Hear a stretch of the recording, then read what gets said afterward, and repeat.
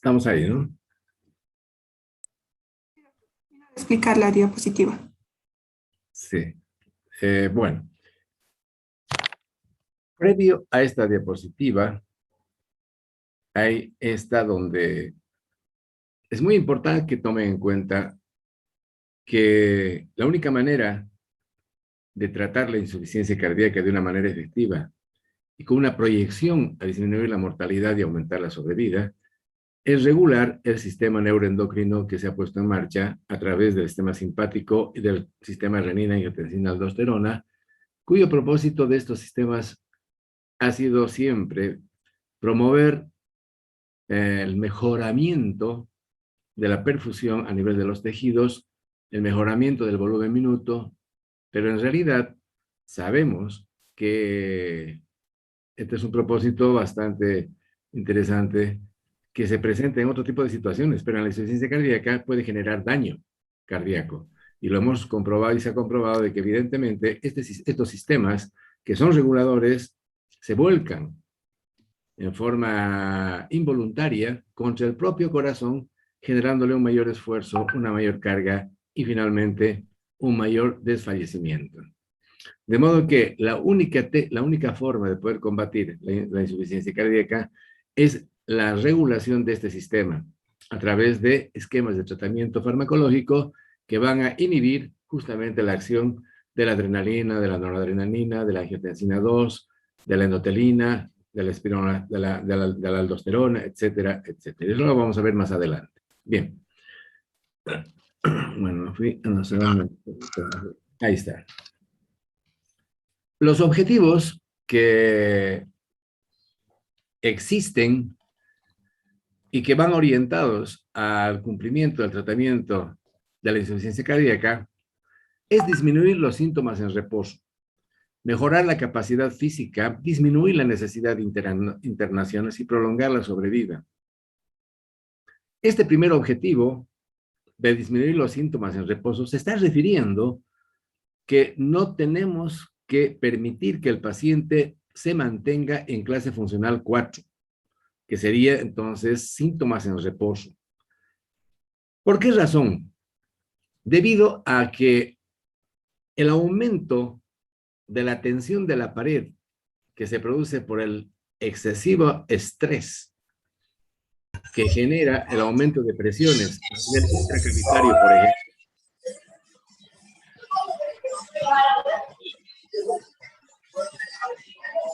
Karina Donaire, le pido que apague su micrófono.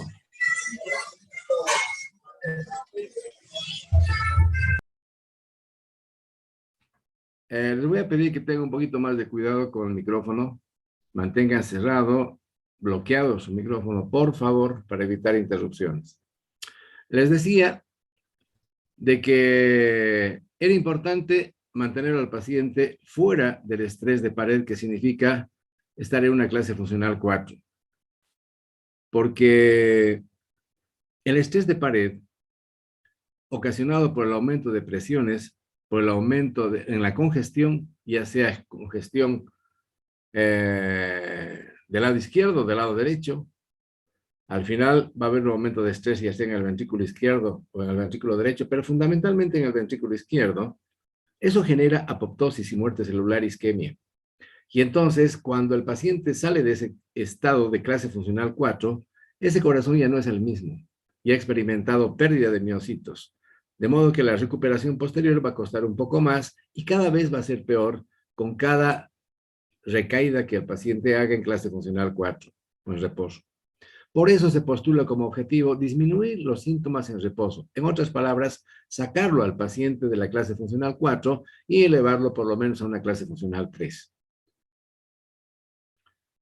Mejorar la capacidad física.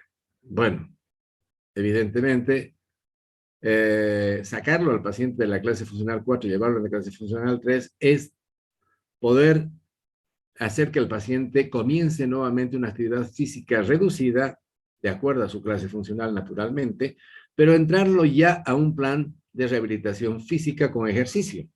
Ustedes saben que el ejercicio físico es rehabilitante, de modo que no hay que permitir que el paciente quede en su casa, en reposo, en la cama, en inacción. El paciente tiene que hacer actividad física regulada de acuerdo a su clase funcional, pero en el entendido de que la actividad física, repito, es rehabilitadora. Disminuir la necesidad de internaciones. Bueno, esto está ligado con el primer punto, ¿no? Al disminuir los síntomas en reposo, al estabilizarlo al paciente, sacarlo de esa clase funcional 4, todo paciente en clase funcional 4 tiene indicación de internación, partamos de ese principio. Entonces, las internaciones como que se constituyen en elementos que aumentan el deterioro miocárdico por el estrés que ya les he mencionado de pared y la apoptosis y la isquemia y la muerte celular que experimentan las unidades cada vez que experimentan un estrés parietal. Entonces, los estudios poblacionales para demostrar la eficacia de algún medicamento, para demostrar la eficacia de algún procedimiento en la insuficiencia cardíaca, justamente toman como endpoint, o sea, puntos objetivos, la menor cantidad de internaciones en el año con el uso del medicamento en ensayo. Justamente por esta razón. O sea, cualquier tipo de procedimiento que disminuya la cantidad de internaciones ya es un elemento que aumenta la sobrevida. Ya es un elemento que aumenta la sobrevida. Y finalmente, prolongar la sobrevida. Bueno, esto de prolongar la sobrevida tiene relación con los tres objetivos anteriores, ¿no? Si yo voy a disminuir los síntomas en reposo, voy a mejorar la capacidad física con ejercicio físico y disminuir la necesidad de internaciones, pues entonces voy a prolongar la sobrevida del paciente. Y para prolongar la sobrevida del paciente, no solamente es la parte, escúcheme bien, higiénico-dietética y sacarlo al paciente de la clase funcional 4, sino también dar medicación que mejore la sobrevida. Y los medicamentos que mejoran la sobrevida y disminuyen la mortalidad son aquellos que regulan el sistema neuroendocrino que hemos mencionado. Las estrategias preventivas, múltiples y dirigidas a los factores etiológicos. Bueno, yo les mostré a ustedes una escalera en el proceso que va desde los factores de riesgo no controlados hasta una insuficiencia cardíaca refractaria, y a pesar de toda la medicación que recibe el paciente. En el primer peldaño, en el A, ¿se acuerdan ustedes? No sé si vale la pena retroceder un poquito. Yo creo que sí vale la pena. Vamos a ver un poquito para acá.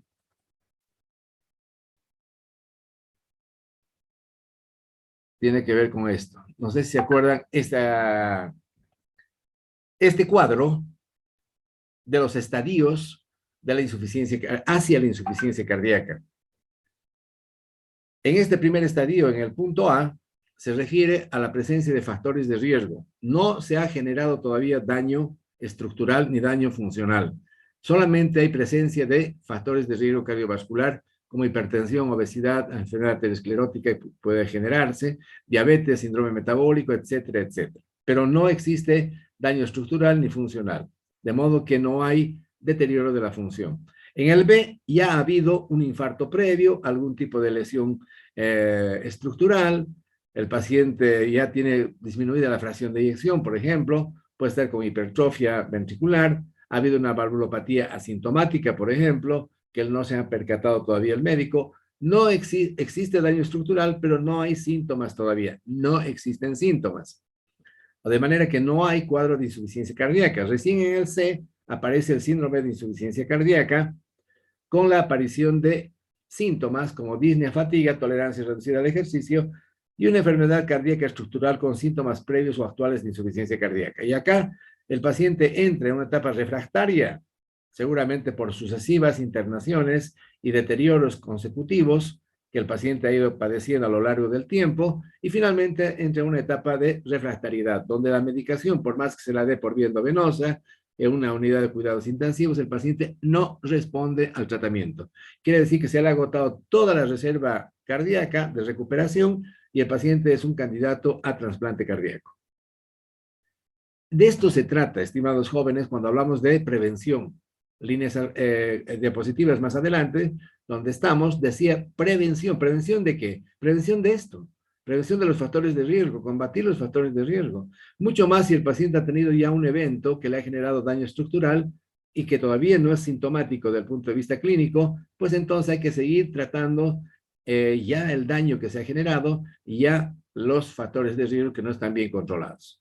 Porque una vez que empieza con síntomas de insuficiencia cardíaca, la evolución ya es inexorable y el pronóstico está ya asignado para el paciente. Quiero que entiendan esta parte que es tan importante. Volvamos un poquito adelante. Bueno.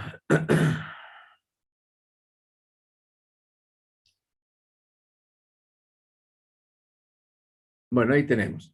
Entonces, estrategias preventivas múltiples dirigidas a factores etiológicos de la insuficiencia cardíaca, factores determinantes de la insuficiencia cardíaca. Ahora, otro aspecto, los factores precipitantes. Manejo de los factores o causas precipitantes. ¿A qué se refieren? A que el paciente experimenta un proceso o un fenómeno que lo lleva a descompensarse. El paciente es insuficiente cardíaco, está compensado, está asintomático, pero de repente aparece una taquicardia de 180 a 200 latidos por minuto y eso le genera una descompensación. O de repente el paciente hace una neumonía, disminuye la calidad de su oxigenación, aumenta la frecuencia cardíaca y se descompensa inclusive por la fiebre que presenta. O sea, estamos hablando de causas precipitantes, descompensantes de insuficiencia cardíaca. Para esto, nosotros tenemos que percatarnos, en primer término, cuáles son estos factores precipitantes. Uno de ellos es la dieta, una dieta mal llevada con exceso de sal, por ejemplo, o el ejercicio excesivo que no está adecuado a su clase funcional. Otra podría ser que no nos hemos percatado que el paciente tiene arritmias, tiene estas sístoles ventriculares, no hemos hecho el tratamiento antiarrítmico oportuno y el paciente desarrolla una taquicardia ventricular de 180 latidos por minuto. La otra podría ser que no nos hemos percatado que el paciente tiene una estenosis de la válvula mitral, ¿no? En una embarazada sobre todo, y que al final del embarazo la mujer desarrolla un edema agudo de pulmón con insuficiencia cardíaca descompensada.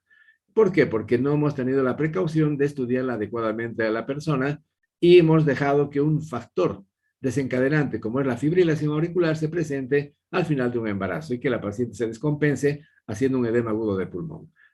Estamos hablando otra causa de descompensación, son los tromboembolismos pulmonares, porque no hemos tenido la precaución de darle anticoagulante a un paciente con fibrilación auricular o que tenía un aneurisma de la punta, por ejemplo, ventricular, y que el paciente acumula coágulos en esa zona, en esa formación aneurismática, los coágulos pasan a la circulación y se genera un fenómeno embólico pulmonar que lo descompensa.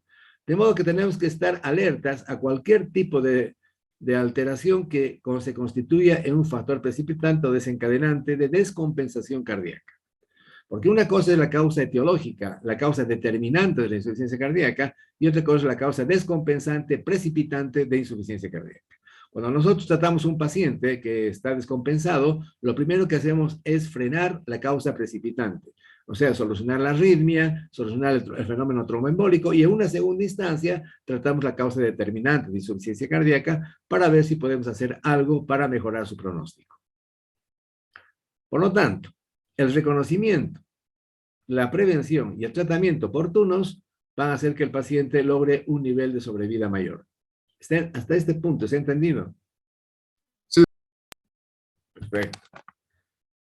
Bien, voy a hablar entonces este aspecto de la prevención de causas precipitantes. Evitar y tratar rápidamente las infecciones. Vacunación antigripal antineumocócica, está por demás decirles, todo paciente con insuficiencia cardíaca, más si es un paciente senil, necesariamente tiene que estar vacunado con vacunas antibacterianas, antineumocócicas y vacunaciones para virus estacionales, el tipo ECO1, ECO2, el H1N1, y el paciente tiene que estar vacunado para evitar que el paciente haga un proceso viral de tipo respiratorio sobre todo.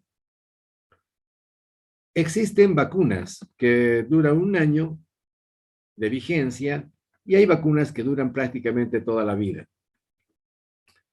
Reconocer y tratar las anemias. Ustedes saben que la anemia, por sí sola genera aumento de la cinética circulatoria, aumento de la frecuencia cardíaca y puede ser motivo de descompensación porque además disminuye la calidad de oxigenación tisular. Entonces, la misma insuficiencia cardíaca genera anemia, va a producir anemia y una anemia ferropénica. De modo que tenemos que tener cuidado de controlar a nuestros pacientes que estén en niveles de glóbulos rojos normales, ya sea mediante la administración de hierro y de ácido fólico. Es necesario, por lo tanto, controlar los hemogramas de los pacientes en forma periódica. Prevenir y tratar el embolismo pulmonar. Ya les dije, pueden haber condiciones que generen embolia pulmonar. Una fibrilación auricular, por ejemplo. Un aneurisma de punta, por ejemplo.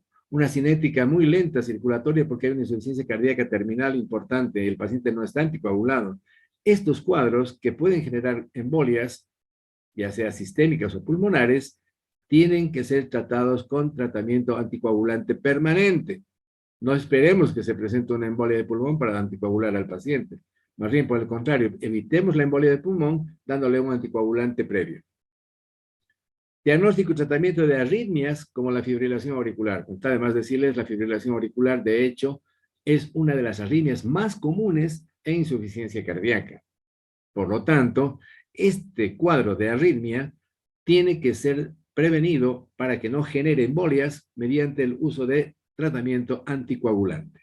Enseguida vamos a hablar qué anticoagulantes podríamos utilizar. Luego, evaluar adecuadamente la prescripción de fármacos con potenciales efectos adversos sobre el corazón. Mira lo que dice la última parte. A ver, fíjense lo que dice acá. Yo les digo, cada vez tengo yo problemas con los especialistas de otras especialidades como reumatología, por ejemplo, o por ejemplo endocrinología. Pareciera que algunos especialistas lo único que saben es el tema de la especialidad que manejan y no saben de los problemas cardiológicos. Porque yo ya con bastante frecuencia encuentro a mis pacientes que están medicados con antiinflamatorios no esteroideos, con corticoides, y se descompensan. Porque estos retienen líquido, inhiben la acción de prostaglandínica vasodilatadora y el paciente se descompensa. De modo que hay que tener mucho cuidado. Yo a mis pacientes les digo, cuando vayan a otro especialista por cualquier otro problema y les indique un tratamiento, ustedes avísenme si es posible que lo tomen o cómo lo tienen que tomar, o de repente yo tengo que darle diuréticos para contrarrestar la acción de la medicación que le está dando otro especialista. Esto es muy importante y mucho peor si se automedica. Evitar que el paciente se automedique, tome antigripales. Ustedes saben que los antigripales tienen sustancias simpático-miméticas que pueden producir taquicardia y que pueden producir arritmias. De modo, un simple antigripal puede descompensar al paciente. De modo que hay que decirle al paciente que nos avise, que nos comunique cualquier medicamento extra cardiológico que va a recibir.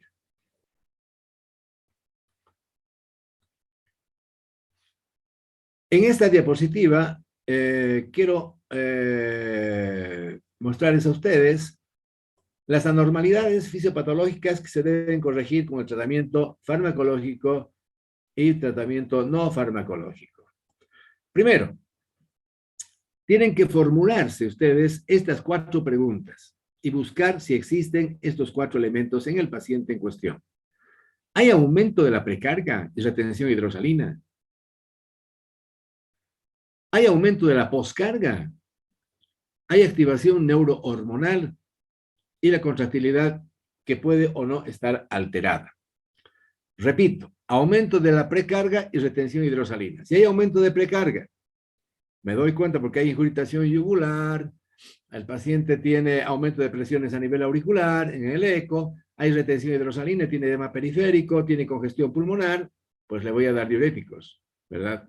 Como elemento central para disminuir esta precarga y la retención hidrosalina. Hay aumento de la poscarga, el paciente está vasocontraído y aumento de las resistencias periféricas, pues entonces le voy a dar un vasodilatador periférico para disminuir la poscarga y generar condiciones mejores de carga a nivel cardíaco para que pueda contraerse contra una menor resistencia, por ejemplo. ¿Hay activación neurohormonal? Bueno, sí, siempre hay activación neurohormonal. El paciente está taquicárdico, el paciente ha aumentado la presión arterial, por ejemplo, por la liberación de catecolaminas. Todo lo que tengo que hacer es darle betabloqueantes a dosis muy bajas. Ya vamos a ver el esquema, cómo se encara, pero hay que frenar esta activación neurohormonal. y la contractilidad alterada. Acá me voy a detener un minuto.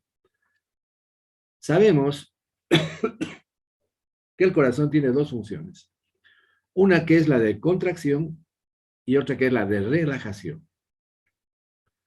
Se ha identificado que hay una insuficiencia cardíaca con función sistólica preservada, o sea que no hay trastorno de contractilidad, sino hay un problema de relajación ventricular, o sea, una falla diastólica.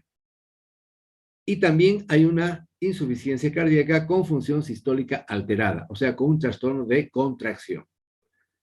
Clínicamente, los dos cuadros son similares y no hay muchas diferencias. Desde el punto de vista pronóstico, tampoco. De modo que no voy a poder distinguir clínicamente que si se está produciendo un trastorno de contracción o un trastorno de relajación. El tratamiento es totalmente diferente, es distinto.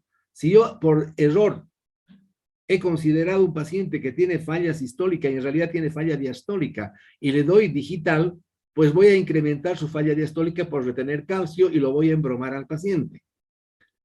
Al contrario, si considero que el paciente tiene trastorno de relajación y en realidad tiene trastorno de contracción y le voy a dar un antagonista del calcio para generar relajación, lo que voy a hacer es disminuir la capacidad inotrópica de ese corazón y al paciente lo voy a fundir.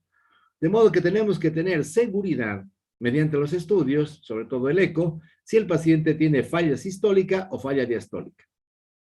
Entonces me dirán, doctor, ¿y qué pasa si tiene las dos fallas? Si tiene falla de contracción y relajación.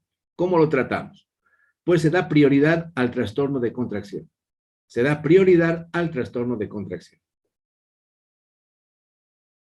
Dentro del tratamiento no farmacológico, la actividad física, dijimos, es rehabilitadora. El paciente tiene que hacer una actividad física de acuerdo a su clase funcional. En la única clase funcional que no esté indicada, no está indicado la actividad física es en clase funcional 4, cuando el paciente tiene disnea de reposo. El paciente que tiene disnea de reposo tiene que estar en reposo, no puede estar haciendo rehabilitación física. A partir de la clase funcional 3, 2 y 1, los pacientes tienen que ser sometidos a una actividad física regulada de acuerdo a su clase funcional y para esto existen varios modelos, varios esquemas de tratamiento con actividad física, de rehabilitación. En la dieta, bueno, la dieta fundamentalmente tiene que estar enfocada a disminuir el consumo de sal, ¿no? Y el consumo de sal se va a disminuir en función a la clase funcional también. Si el paciente está en clase funcional 4, por ejemplo, está con disnea en reposo, prácticamente le vamos a eliminar de la dieta la sal, ¿no? Vamos a hacer un tratamiento restringido de líquidos, controlando la diuresis, que no disminuya demasiado, y controlando parámetros electrolíticos en sangre para evitar que haga desarreglos o desequilibrios electrolíticos. La dieta, si el paciente está en clase funcional 3, digamos, o 2, pues se va a reducir el consumo de sal, pero se va a mantener el consumo de sal hasta la mitad o a la tercera parte de lo que consume normalmente un individuo, es decir, 2 a 3 gramos de sal por día. Si el paciente está en clase funcional 2 a 1, pues se le va a restringir la mitad del consumo de sal al paciente y se van a promover medidas de tratamiento con fibra, sobre todo para evitar que el paciente haga estreñimiento y constipación. La constipación en el paciente es una de las causas de descompensación cardíaca. De modo que el paciente tiene que evacuar el intestino por lo menos 1 o 2 veces por día, mantenerlo en esa forma, ¿no? Sin llegar a la diarrea, naturalmente, ¿no? Sin llegar a la diarrea. Y mantenerlo al paciente, claro, nos vamos al otro lado y entramos en otro problema peor todavía. Bueno, yo quiero decirles que existen dietas para pacientes con insuficiencia cardíaca, la dieta mediterránea, la dieta DASH, existen varios tipos de dieta que yo lo dejo a ustedes, pero básicamente tiene que restringirse el consumo de sal, dar fibra al paciente y evitar en lo posible alimentos demasiado voluminosos y más bien que coma varias veces al día. Digamos, es preferible dar pequeñas porciones repartido en 4 a 6 comidas por día, pequeñas, de pequeño volumen. Nada más. Tratamiento farmacológico. Bueno, ahí viene el tema del tratamiento farmacológico, diuréticos, ¿no?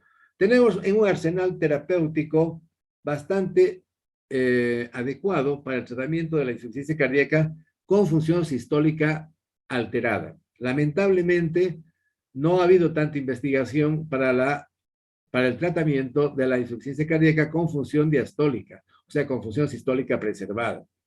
Pero sí ha habido tratamiento, hay varias investigaciones y muchas investigaciones para tratamiento de pacientes con falla sistólica, con falla de contracción. Yéndonos hacia arriba, hacia a los objetivos, como dice acá, aumento de la precardia, retención hidrosalina, los diuréticos son los elementos más importantes para disminuir la congestión pulmonar o la congestión sistémica. No nos olvidemos que al paciente tenemos que pesarlo, no se olviden. Ustedes le toman la talla, le toman el peso, calculan el índice de masa corporal que tiene el paciente, le tienen que medir el diámetro de la cintura para ver si tiene factor de riesgo por obesidad centrípeta. Lo tienen ustedes que, bueno, dentro de los parámetros vitales, controlar peso, talla, fundamental para ir controlando la pérdida de líquido. Eso se controla mediante el peso. El paciente no tiene que perder más escúcheme bien, el paciente no tiene que perder más del 15%, 10% de la cantidad de líquido calculado que está reteniendo.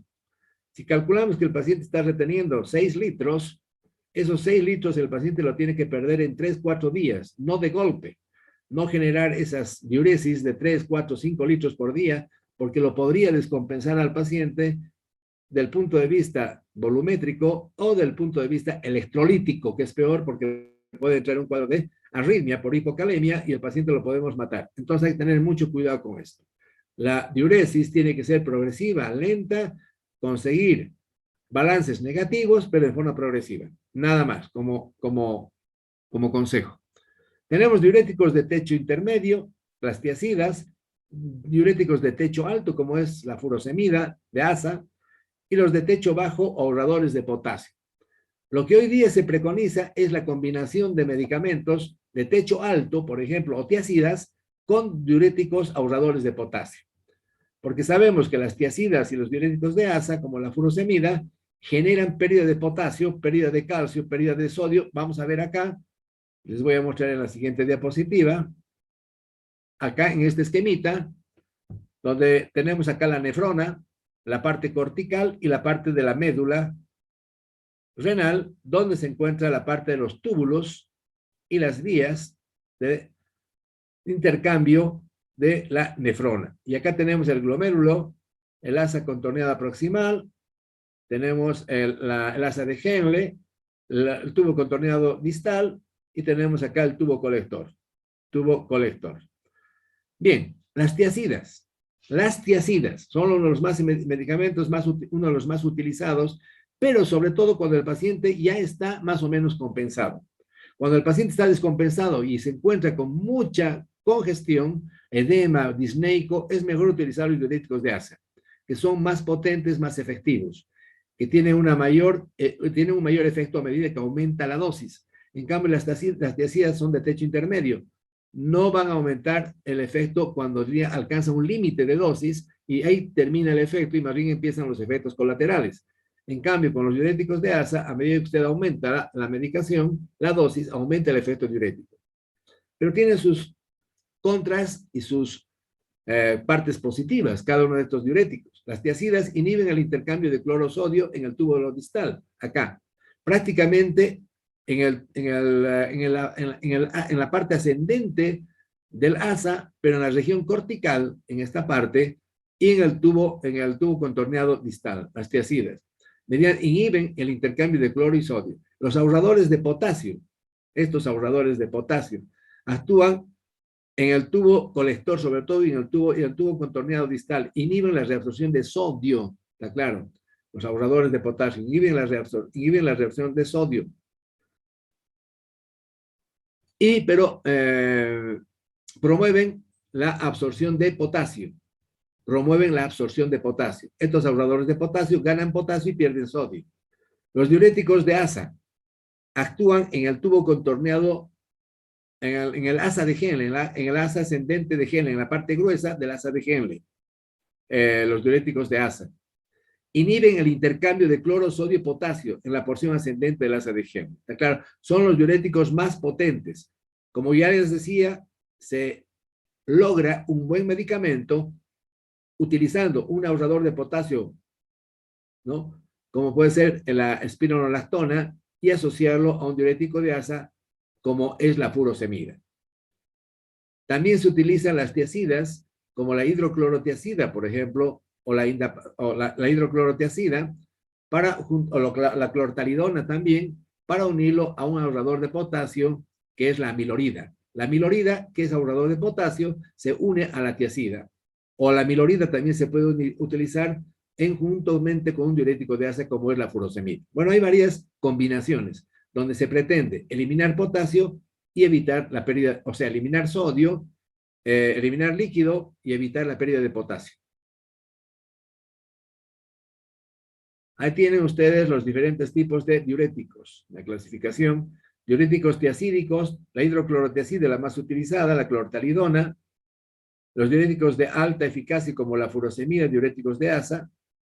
La toracemida también podemos poner acá, que no está acá, furosemida, toracemida. Diuréticos ahorradores de potasio, la espironolactona, la amilorida, como ya les dije, solo en asociación. Tenemos diuréticos osmóticos que ya prácticamente no utilizamos en cardiología, más en neurología, el manitol, por ejemplo, para disminuir el edema cerebral. La acetazolamida, la metazolamida, diuréticos inhibidores de la anhidrasa carbónica, no utilizamos. Bueno, los más utilizados, repito acá, no son muchos, ¿eh? De las tiacidas, la hidroclorotiacida, la clortalidona.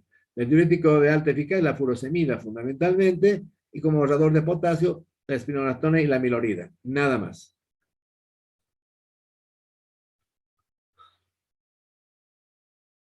Bien. Los inhibidores de la enzima convertidora de la IECA. Aquí estamos entrando en los medicamentos que regulan al sistema neuroendocrino. Y estamos hablando de la regulación del sistema renina-angiotensina-aldosterona, mediante el uso de los inhibidores de la enzima convertidora de la angiotensina, los IECA. Tenemos varios tipos de IECA. Fundamentalmente, el más utilizado es el enalapril, como ustedes conocen. El primero de todos fue el captopril, pero el captopril es de acción muy rápida y se utiliza en casos muy seleccionados de pacientes con insuficiencia cardíaca aguda y que se trata de calibrar y verificar si los IECA van a ser efectivos. Estamos hablando del primer IECA que se ha elaborado, que es el captopril. Luego vino el enalapril, el perindopril, el ramipril. Hay varios tipos de IECA. El más utilizado en nuestro medio es el enalapril. El enalapril viene en comprimidos de 5, 10, 15 y 20 miligramos. Sobre todo de 5 y 10 miligramos se utilizan más, y también de 20 miligramos. ¿Cómo se utilizan los IECA? Si el paciente está hipertenso, no hay problema de darle, por ejemplo, 5 o 10 miligramos de IECA para la insuficiencia cardíaca.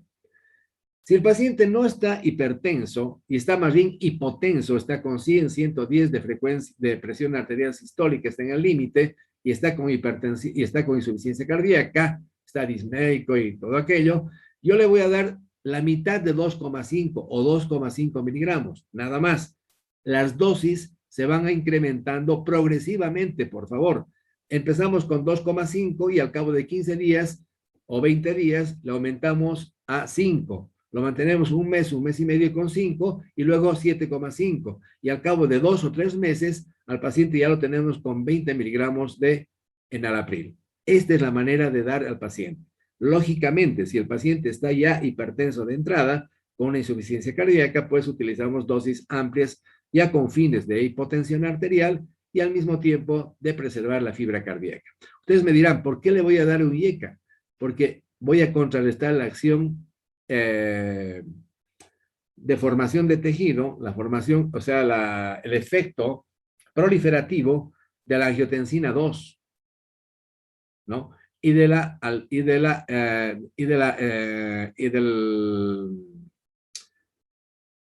medicamento, de la sustancia esta, la espironolactona, la aldactone. Voy a evitar entonces el efecto proliferativo del aldactone, por una parte, y también vamos a evitar el efecto de la angiotensina 2, de la aldosterona, perdón, no la aldactona, la aldosterona. De modo que estos medicamentos, estas sustancias tienen efecto proliferativo y la única manera de contrarrestar este efecto proliferativo es mediante el uso de estas sustancias como los IECA. Luego, los bloqueantes de receptores de angiotensina 2, los ARA2, también se van a dar en dosis progresivas y poco a poco. Los beta bloqueantes, vamos a utilizar el carvedilol, el bisoprolol, con el objeto, esto del carvedilol y el bisoprolol, de frenar al sistema simpático. También vamos a dar a dosis bajas. El carvedilol vamos a empezar, por ejemplo, con una dosis de unos 125 miligramos, luego 325 miligramos, y así progresivamente hasta alcanzar una dosis de 25 miligramos o 50 miligramos en el día, al cabo de 3-4 meses, de ir aumentando progresivamente. La digital, acá, hasta acá, tenemos la digital y los otros agentes inotrópicos que se pueden utilizar, pero mayormente la digital lo utilizamos. Los otros agentes por vía endovenosa se pueden utilizar en casos de insuficiencia cardíaca aguda en los ambientes de cuidados intensivos. Acá la digital por vía oral vamos a utilizar para mejorar sobre todo el pasaje de estímulos de aurícula a ventrículo cuando hay fibrilación auricular. Pero también podemos utilizar para mejorar el rendimiento de contracción ventricular, porque es un inotrópico positivo, pero generalmente no se utiliza la digital. Lo que se utiliza son los diuréticos, mejorar las resistencias periféricas, dar los beta bloqueantes y con eso ya podemos lograr que la fibra mejore en su capacidad contráctil. Si es necesario, vamos a utilizar la digital. Yo soy un poco renuente de utilizar la digital porque puede generar arritmias, puede generar fenómenos de bloqueo. Entonces tengo mucho cuidado asociar digital con beta bloqueantes porque tienen un efecto similar a nivel de los nódulos de bloquear el pasaje de estímulos. Hay que tener mucho cuidado con eso. Luego tenemos la ivabradina. La ivabradina es un bloqueante de los canales IF que regulan la entrada de sodio y calcio a nivel de las células que tienen que ver con el inicio de la actividad eléctrica. Estamos hablando de las células P, del nódulo sinusal y de las células de actividad automática que tienen, o de automatismo que tienen las células del nódulo aurículo ventricular. De modo que la ivabradina lo que va a hacer es frenar la entrada de sodio y calcio y de ese modo promover una disminución de la frecuencia cardíaca, pero sin perjudicar el inotropismo cardíaco, sin perjudicar otro tipo de actividades cardíacas, únicamente disminuye la frecuencia cardíaca. Y sabemos que el paciente puede estar un poco taquicárdico con aumento de la frecuencia cardíaca y nosotros le damos ivabradina para corregir este aumento de frecuencia cardíaca sin perjudicar otro tipo de actividades del corazón como el inotropismo o como el cronotropismo. Los vasodilatadores, los nitratos. Los nitratos y la hidralacina son vasodilatadores que se pueden utilizar en combinación para disminuir la mortalidad de la insuficiencia cardíaca, aparte de conseguir efectos que mejoren la calidad de vida del paciente, porque son vasodilatadores y disminuyen las resistencias periféricas.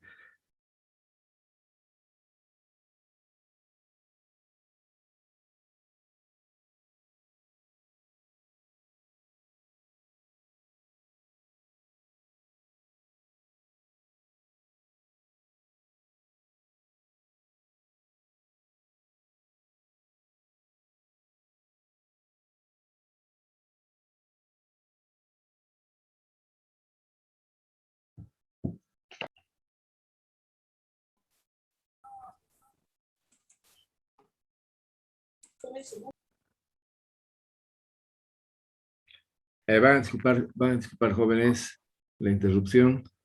Vamos a continuar con la clase. ¿Me escuchan bien, no? Cierto. Ya, perfecto.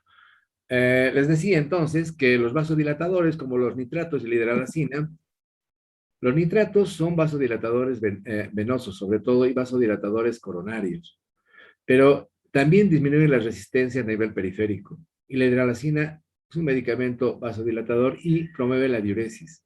Estos medicamentos en combinación se equiparan a la combinación, por ejemplo, de los beta bloqueantes con los IECA. O sea que disminuyen la mortalidad, aumentan la sobrevida. Solamente estos medicamentos, porque después la digital, por ejemplo, y los diuréticos en general, mejoran la calidad de vida al disminuir la congestión, pero no mejoran la mortalidad. O sea, no tienen incidencia sobre el aumento de la sobrevida, solamente en la calidad de vida. En cambio, los que aumentan la sobrevida y disminuyen la mortalidad son los bloqueantes de los receptores de angiotensina 2, los GIECA, los beta bloqueantes y los antagonistas de la aldosterona. Creo que está claro el asunto, ¿no? Yo he visto muchos médicos, colegas, que a los pacientes con insuficiencia cardíaca los manejan con diuréticos, por ejemplo. Los manejan con diuréticos y por ahí le dan digital. Le dan digital para mejorar la fuerza cardíaca. Y nada más. El paciente está mejor, obviamente que va a estar mejor porque aumenta la calidad de vida, aumenta la fuerza de contracción, pierde líquido, el paciente se siente más liviano, mejora su clase funcional, seguro que sí. Pero nada está haciendo el médico con mejorar la sobrevida o promover un aumento, una disminución de la mortalidad. Porque los únicos que promueven este tipo de efectos y de respuestas son los medicamentos que ya les he mencionado, que tienen incidencia sobre la mortalidad.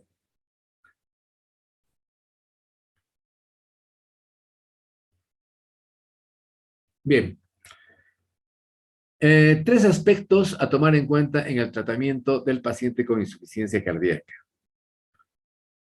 Verificar si el paciente tiene riesgo de realizar o de hacer una trombosis. Por ejemplo, el paciente tiene fibrilación auricular. Ustedes saben que la fibrilación auricular, repito una vez más, es una arritmia que mantiene inactivas las orejuelas auriculares. Inactivas. Y ahí se acumula sangre, se retiene y se forman coágulos. Y estos coágulos pueden migrar a la cavidad principal auricular y luego a nivel ventricular y vehiculizarse por vía arterial o por vía de la arteria pulmonar hacia pulmón, dependiendo dónde se ubique, dónde se forme el coágulo.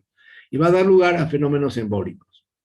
Por ejemplo, la presencia de un aneurisma de punta en el Chagas, que es una de las lesiones comunes de la enfermedad de Chagas, y si identificamos un aneurisma de punta, tiene que recibir tratamiento anticoagulante el paciente porque ahí asientan coágulos y además un foco arritmogénico, de modo que se tiene que prevenir dando tratamiento anticoagulante. Solamente para ponerles ejemplos y nada más. Existen otras razones, otros motivos, otras causas en insuficiencia cardíaca que requieren tratamiento anticoagulante. Si nosotros decidimos hacer tratamiento anticoagulante porque el riesgo de trombosis es alto en el paciente, podemos elegir entonces utilizar en principio heparina de bajo peso molecular. Y tenemos en heparinas de bajo peso molecular varios tipos de heparinas, la dalteparina, la enoxaparina, por ejemplo, que es la más utilizada en nuestro medio, la calciparina, por ejemplo, pero la más utilizada es la enoxaparina. Se administra, atiéndanme, primero tiene que recibir heparina antes de recibir warfarina. Estamos hablando de 2 tipos de anticoagulantes, los warfarínicos y los no warfarínicos, ¿ya? Ahí tenemos la warfarina. Las warfarinas están dentro de los anticoagulantes dicumarínicos. Un poquito me estoy entrando a la farmacología. Y dentro de los dicumarínicos tenemos el acenocumarol y la warfarina.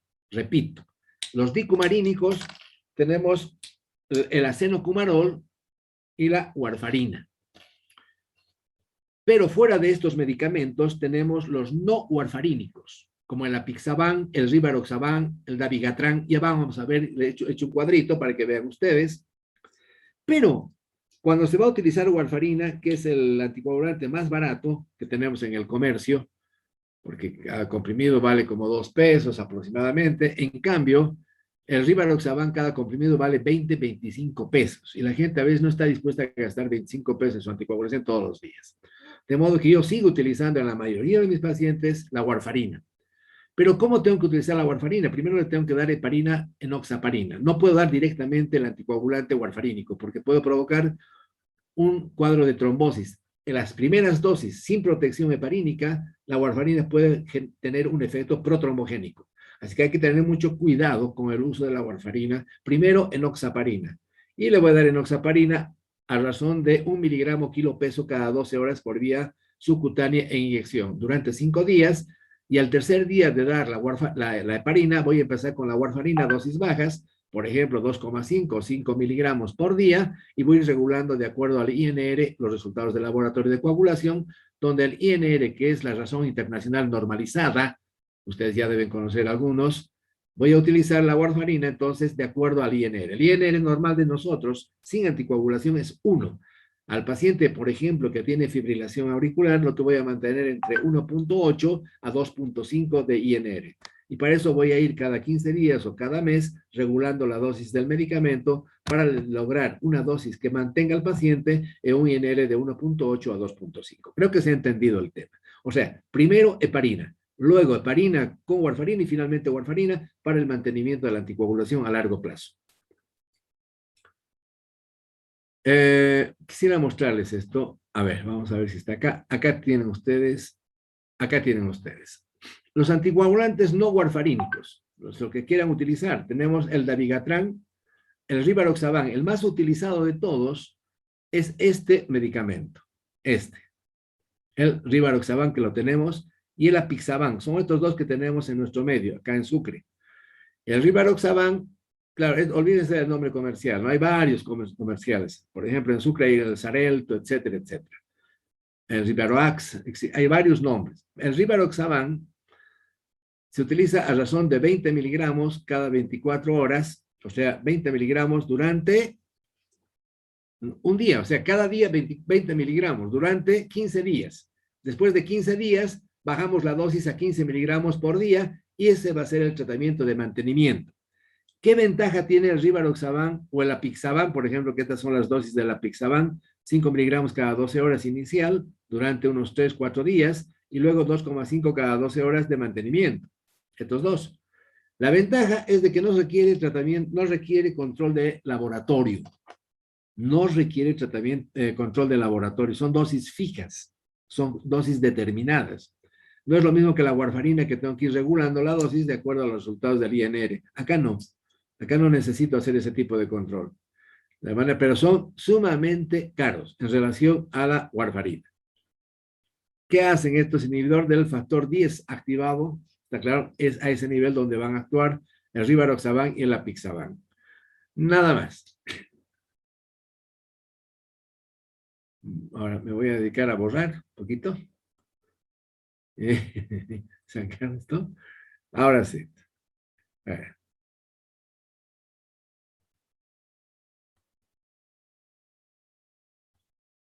Bien.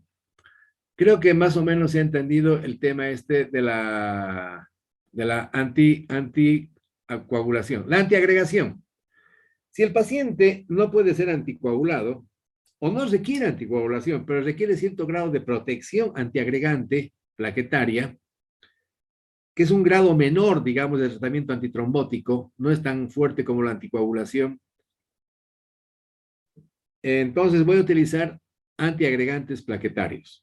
Ustedes saben que la aspirina es el primer antiagregante plaquetario que se ha creado con finalidades de analgésico. Bayer creó la aspirina con el fin de contribuir con un analgésico, pero en realidad resultó ser el mejor antiagregante plaquetario de la historia.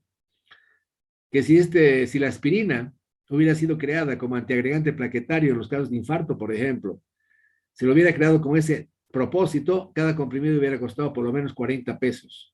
Por lo menos 40 pesos. Y sabemos que una aspirina no vale más de 20 centavos o menos de 50 centavos. Pero justamente no fue creado como antiagregante plaquetario, fue creado como analgésico, ustedes saben muy bien. Y entonces luego descubrieron el efecto antiplaquetario y actualmente se utiliza en cardiología mucho la aspirina. Ya vamos a ver su uso. Como antiagregación plaquetaria, vamos a remontarnos un poquito a un cuadrito que tengo acá. Bien. A ver, vamos a ver acá. Ahí tienen ustedes. Tenemos diferentes tipos de antiagregantes plaquetarios. El más utilizado, ácido acetil salicílico o aspirina, que es un inhibidor de la ciclooxigenasa. ¿Y cómo se administra?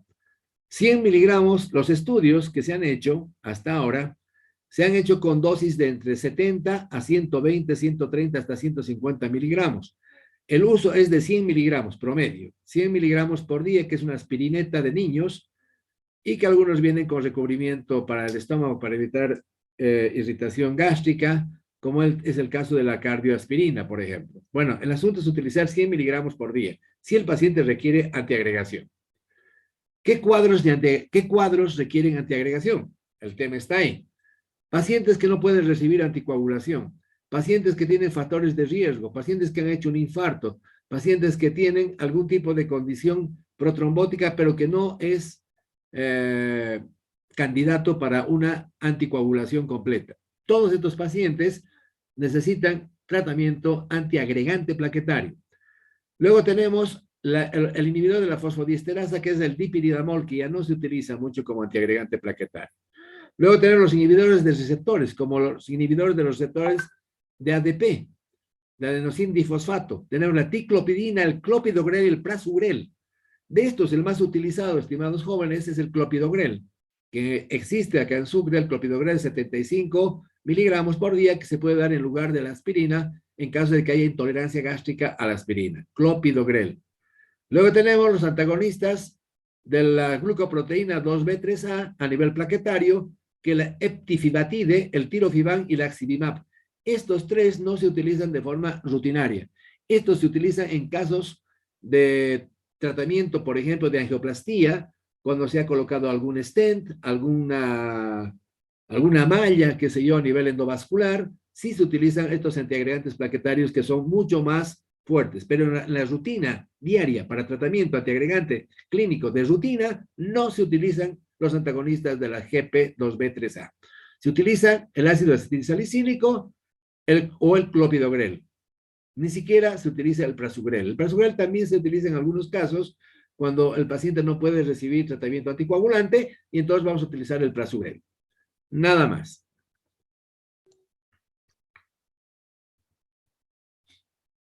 Bien, finalmente, antiarrítmicos. Si el paciente es candidato a recibir antiarrítmicos porque tiene alguna condición, tiene arritmias, entonces vamos a nosotros valorar. Una pauta quiero darles a ustedes. El tratamiento antiarrítmico se da cuando existe trastorno,